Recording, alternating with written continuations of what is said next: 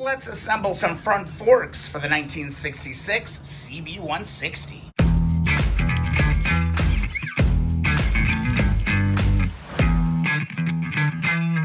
Got all my parts here and my replacement fork seal. All right, so we should be good to go. Always good to do a nice degrease on your parts. I'm gonna go ahead and clean all this stuff out, and do not forget about that internal spring. One piece that is a little rusty is this retainer for the fork seal. So I'll clean this up on the wire wheel real quick. That's a little bit better.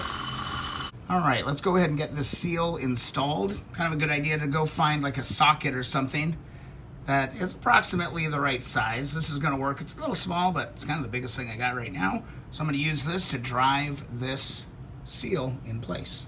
All right, so you're gonna take your fork cover, just like this, point it down, here's the threads, set that down, grab your seal, flat side, it's gonna go up, and we're gonna drop this in. Make sure it doesn't go flip around on you, and you wanna get it kinda started, all right? You just wanna get it started a little bit.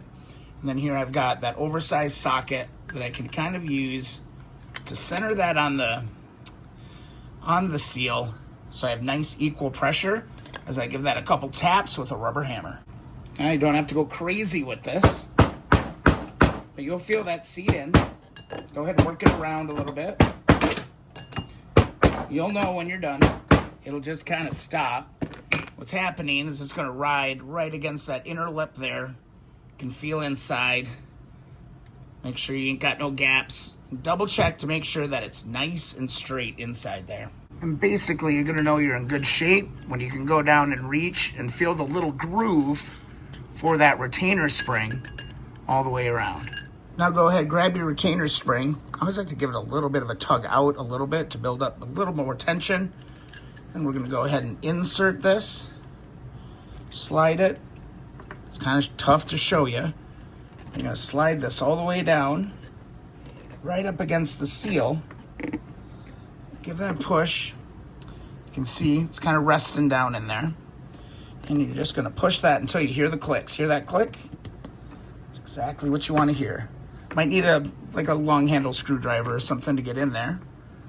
But let's give this a little bit of persuasion. Make sure you're seated all the way around. There we go. If you hear that click, that's what you're looking for right there.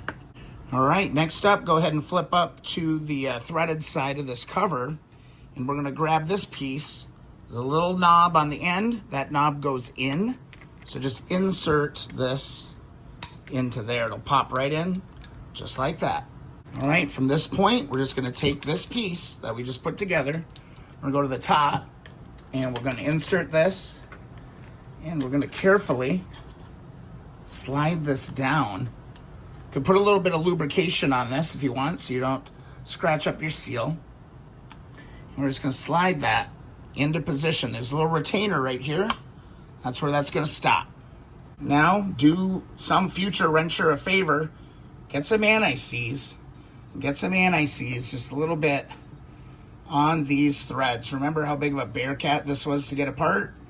Well, let's give the next person, 50 years from now, a chance at success by getting some anti-seize on those threads. Now what we're gonna do is marry these two parts. You wanna align this really well, slide this on till we make contact, and then simply start tightening this thing together, start putting her on. And remember, this is a pretty long-winded one, so I'm gonna do my best to get it hand tight, but then I'm gonna go ahead and get it in the vise. All right, let's get this thing in the vise. Get a leather glove. I'm gonna use this point here to make sure that it can't move forward on me. And then I'm gonna use my rubber pipe wrench to give this a nice torque. Hopefully we see her turn. Yeah, see how she turned a little bit? Let's go real tight. Get her as tight as you can. And then your last little step is this little dust guard. Don't get this confused with the seal. It's gonna slide right up over the top. There's little nubbins there that you push this into. And that is the dust seal for that fork. Just make sure you get it all the way around, nice and straight. And just like that, we got ourselves a front fork put back together. Now you can just take her out of the vise. Let's polish it up a little bit. I'm going to do a little bit more polishing on the chrome on these, but they are together, and technically they can be installed on the bike. Don't forget to fill them with oil, though. I'll do that later as I get a little bit deeper into restoration. We've been making some nice progress on the 1966 CB160. We got the toolbox, and we got that rear fender wired up with this tail light. Look how nice that came out. If you missed that video, go check out the channel.